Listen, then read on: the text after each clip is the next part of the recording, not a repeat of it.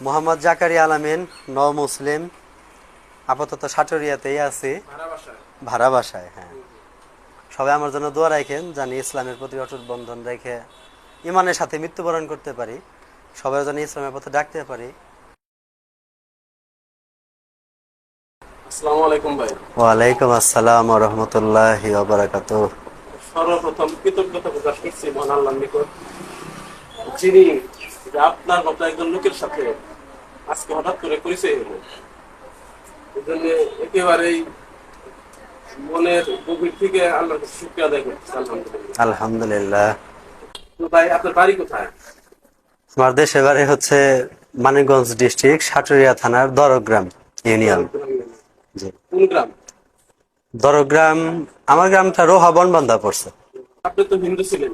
হ্যাঁ, আমি হিন্দু ধর্মে ছিলাম। আমাদের সম্প্রদায় ছিল সাহা সম্প্রদায়।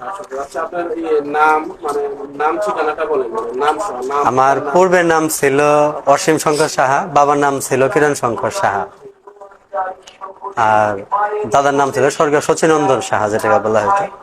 পরে আমি ইসলাম গ্রহণ করি, প্রায় 22 মাস হয়েছে রানিং।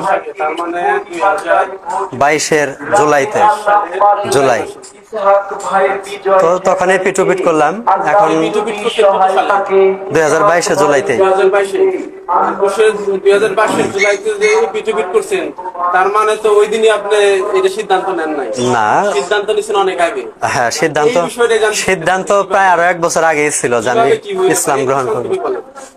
আমি কালামপুর ছিলাম, ধামরাই কালামপুরে।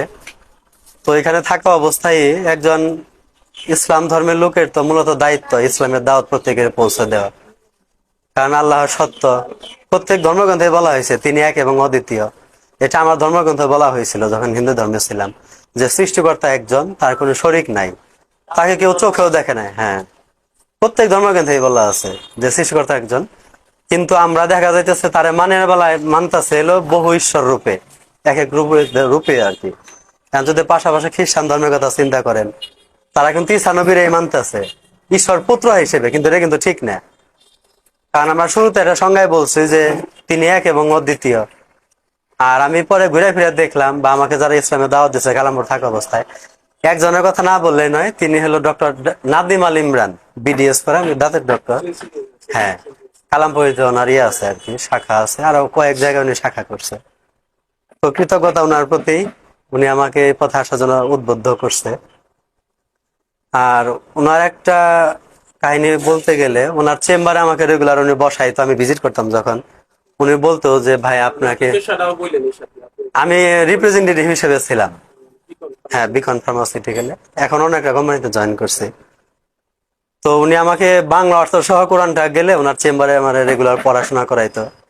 তো ওইখানে পড়তে পড়তে দেখলাম যে আসলে ওখানে মূর্তি পূজার কথা উল্লেখ আছে, বা বাবা মা যদি মানে মুশরিক হয়, সেই ক্ষেত্রে যে কি একটা বিধান দেওয়া আছে যে বাবা মা যদি মুশরিক হয় তুমি তাদের কথা মানিও না, তবে তাদের ক্ষেত্রে সদ আচরণ বা সদ ব্যবহার করিও।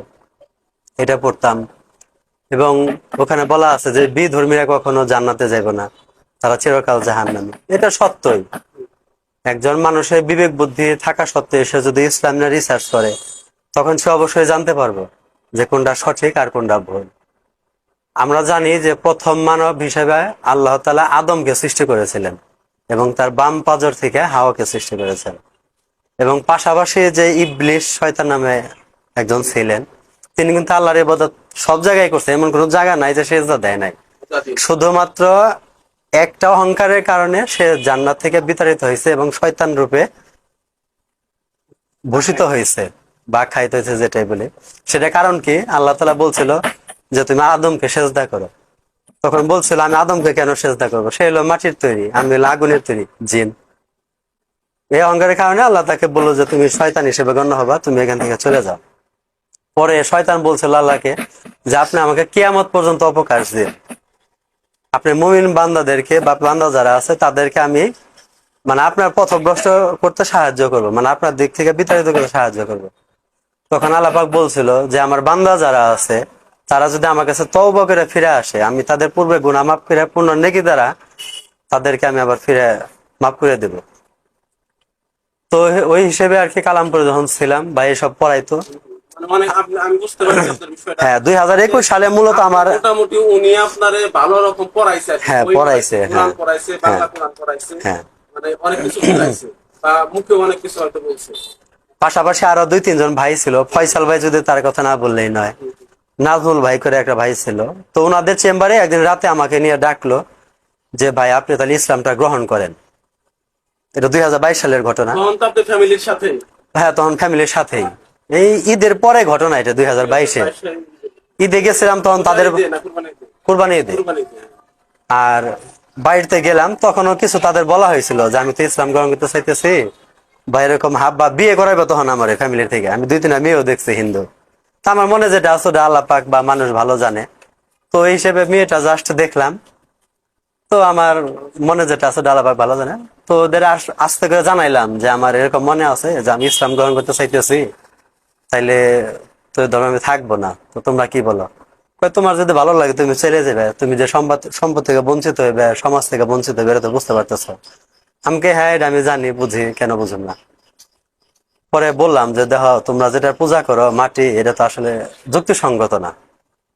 আমি যে হিন্দু ধর্মে ছিলাম আমার ধর্মগ্রন্থ আমি ভালো করে জানতাম না, কেউই জানে না। জানে না। এখানে এখন জানতেছি যে কেন জানে না, ব্রাহ্মণ যারা আছে না, এরাই হলো বেদ উপনিষদ যেটা আছে, প্রত্যেক ধর্মগ্রন্থের মূল উপনিষদ আছে, সেটা হলো হিন্দুদের বেদ আর উপনিষদ পুরাণ আছে। কিন্তু ওইখানে তারা সত্যটা আল্লাহর নাম আছে এবং নবী রাসূলের নাম সরাসরি না থাকলেও আকার ইঙ্গিতে আছে, এটা তারা জানতে দেয় না সর্বস্তরের জনগণের কাছে। কোরআনটা যেমন সবার জন্য উন্মুক্ত, আল্লাহ নাজেল করছে সবার জন্যই, তো এই হিসেবে তারা জানতে দেয় না, সবাই জানেও না।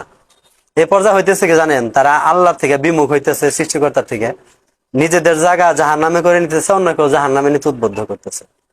তো এই হিসেবে বাড়ি থেকে চলে গেলাম কালামপুরে ঈদের ছুটি মুটি কাটিয়ে। তো ওইখান যাওয়ার পরে মনটা আমার ব্যাকুল হয়ে গেল যে না এখন আর থাকতে পারতেছি না। 21 সালের ঘটনা, মা বাবা জানলো, আমার বাবা মা আমার হাতে পায়ে ধরলো যখন রুমে গেল আমার কালামপুরে, গ্রহণ করো মেয়ে অবস্থায় 16 খানে। ওই বছর বাদ দিলাম, তবে আমি দুর্গাপূজায় অ্যাটেন্ড করি নাই ওই বছর, বাড়িতেও যাই নাই, আমার মনে যেটা আছে। তো 22 সালের ঘটনা, কালামপুর চলে গেলাম, তখন আমার অন্তর কান্দে। আমাকে অন্য একটা কথা বলতো কি যে সৃষ্টিকর্তা বলেন, আল্লাহ বলেন, ভগবান বলেন, আপনি শুধু 2 হাত তুলে বলেন যে আপনি আমাকে সঠিক পথটা দেখান। তো এটা বলার পর আমি কেন জানি না আমার মনে শুধু ক্রন্দন, মানে কান্না সৃষ্টি হইতে লাগলো 2-3-4-5 দিন যাবত। একটা নামাজ শিখা বইও কিনলাম, নামাজ শিখা বই কিনে সূরা ফাতিহা, কালেমা শাহাদাত, কালেমা তামজিদ, এরকম 4টা আছে, মুখস্থ করলাম। তো হিসেবে বললাম যে ভাই চেম্বারে যায় আমার তো ভালো লাগতেছে না ভাই, কি করা যায় তাহলে? তাহলে আপনি ইসলাম গ্রহণ করেন, যেহেতু আপনার সঠিক পথ খুঁজে পাইতেছেন, ভালো আপনাকে ডাকতেছে। আর আমি এর মধ্যে একদিন একটা স্বপ্ন দেখলাম যে আমি নামাজ পড়তে আছি জনতা ক্লিনিকে, সবার সাথে নামাজ পড়া দেখতাম, ভালো লাগতো, বলতে পারতাম না কাউরে। আমি হঠাৎ করে একদিন স্বপ্ন দেখলাম যে নামাজ পড়তেছি আমি। তো ঠিক আছে, এটাও বললাম তাদের, কয় আল্লাহ আপনার ভাই পছন্দ করছে, এটা সত্য কথা, আপনি গ্রহণ করেন। হেদায়েতের মালিক আল্লাহ, রিজিকের মালিক আল্লাহ, আপনি পেরেশানি করেন না যে আপনি না খেয়ে থাকবেন। ইসলাম আইসা দেখেন আপনার পাশে অনেকেই দাঁড়াইবে, আমরা উসিলা, আল্লাহ আপনার পাশে দাঁড়াইবে, আমরা উসিলা হিসেবে। পরে বাপ মায়ে জানলো, 2-3টা ভাই আমারে পাঠাইলো কালামপুরে, জ্বরে ফিরে আনা যায় কিনা, নয় এটা করে স্বাভাবিক। অনেক উপরে টর্চার করে, আমার উপর টর্চার হয় না। আমি তাদের যখন আসলো কালামপুরে 2-4 জন লোকের সামনে বললাম যে আমার মা বাবার দায়িত্ব আমি নিয়েমু, আমি তাদের ছায়া দেয় নাই, কিন্তু তারা যদি আমার ছায়া যায় আমার কিছু বলার নাই। পরে আমি তাদের বুঝে সোজা বাড়িতে পাঠিয়ে দিলাম যে ভাই আমি যেটা গ্রহণ করতে চাইতেছি গ্রহণ করছি, এখন আমার এখান থেকে ফেরা সম্ভব না। মনের ক্ষেত্রে কিন্তু জোর খাটে না ভাই। পরে যাই হোক ওরা চলে গেল, মা বাবা আর বাড়াবাড়ি করে নাই, ফোনে 2-1 বার বুঝাইলো। পরে আমিও তাদের ইসলাম সম্পর্কে বুঝাইলাম এবং দাওয়াত দিলাম ওই দিনই বাবারে। পরে আমার বাবা কাইন্দা কয় কি যে বাবা তুমি যেটা বলতেছ, তুমি কতটুকু ইসলাম সম্পর্কে জানো, তুমি একটা ধর্মে ছিলে এত বছর। আমি ধর্মে থাইকে কিছু জানতে পারি না, আমার কেউ জানাই নাই ওই ধর্মগ্রন্থ সম্পর্কে, কিন্তু আমি যেটা আইছি এটা আমার আল্লাহ জানাইছে উসিলা হিসেবে, আমি সত্যিটাই জানছি। তোমাদের যদি ভালো লাগে তোমরা পড়ো, জানো, বুঝবা। পরে হিসেবে গেল এখন কালামপুরের কিছু লোকজন আমার দেহে সবাই খুশি, এভাবে যেমন বুকে টাইনা নেয় ইসলাম গ্রহণ করে ইসলামের লোকজনরা।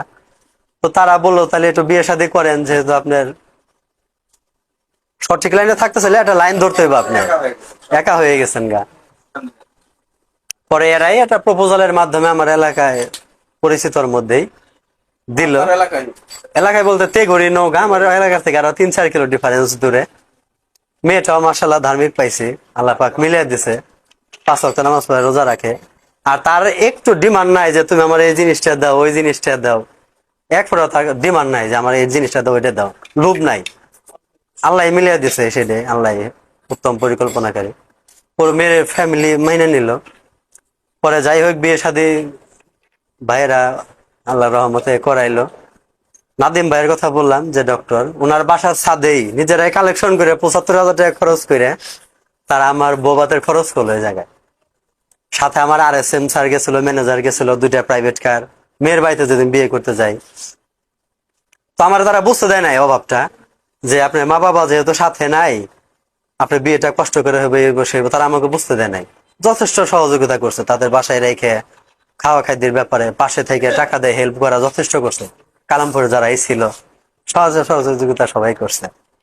তো যাই হোক বিয়ে শাদী করলাম ওইখানেই। বিকনে চাকরি চালাম প্রায় তারও 1 বছর পরে।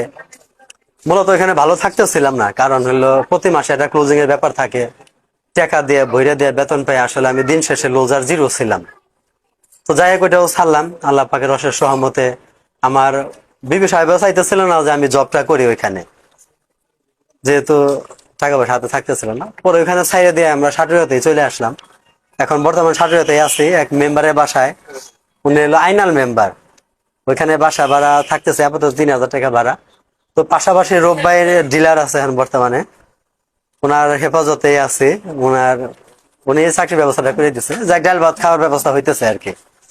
এই তো আমার ঘটনা। এখন আসলাম ফ্যামিলির সাথে কি আপনার যোগাযোগ আছে? ফ্যামিলির সাথে বর্তমান আমি তাদের ইসলাম গ্রহণ করার পরেও বাড়িতে কয়েকবার গেছি। আমি তাদের কাছে টাকা অফার করে নিয়ে গেছি, 2-3 বার টাকা নিচ্ছে, ঠিক আছে পাঠাইছি। আর মার কাছে লাস্ট একদিন টাকা নিয়ে গেলাম, পরে বলতেছে কি যে বাবা তুমি তোমার মতো করে ভালো থাকো, তোমার বোনেরা পছন্দ করতেছে না যে তুমি আমাদের কাছে আসো বা বাড়িতে আসো, আমাদের সমাজ বলে একটা বিষয় আছে। তো এখান থেকেও তারা বলার পরেও আমি টাকাটা আপাতত অফ করে দিচ্ছি দেওয়া। তো এই রোজার আগে 1-1.5 মাস আগে তারা জায়গা জমি বিক্রি করে মোটামুটি 40-42 টাকার মতো টোটাল সম্পত্তি 40-42 লাখ টাকা বিক্রি করে আপাতত বোনের বাড়িতে চলে গেছে তারা। পরে গ্রামেই নাই, দরগ্রামেই নাই। তারা এখান থেকে শিফট করছে। হ্যাঁ, আপনার ভাই কয়জন? আমি একা, আমার 4 বোন। একা 4 বোন? হ্যাঁ, আমাদের সবাই শিক্ষিত ফ্যামিলি। আমার এক বোন প্রাইমারি স্কুলের টিচার। আমার বাবা হলো তৎকালীন আমলের মাস্টার্স ডিগ্রি কমপ্লিট করা অ্যাকাউন্টিং এর টিচার ছিলেন, Dhaka East Bengal Regiment high স্কুলের 37 বছর শিক্ষকতা করছে।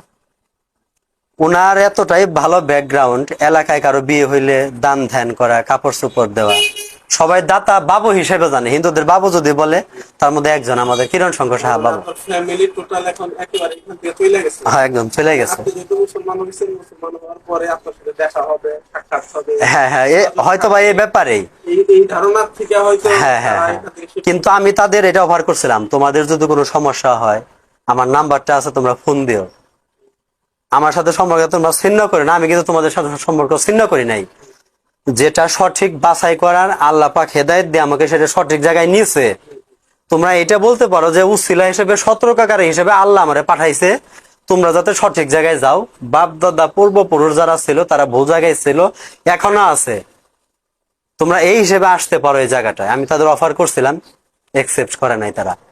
অন্যদের সাথেও তো যোগাযোগ না, আমি যদি ফোন দিছি তাদের ইসলামে দাওয়াত দেওয়া হয়েছে। আমি এখনো মেসেঞ্জারে যদি দাওয়াত দেই, তারা মেসেঞ্জার থেকে আমার আনঅ্যাভেলেবল করে দিছে।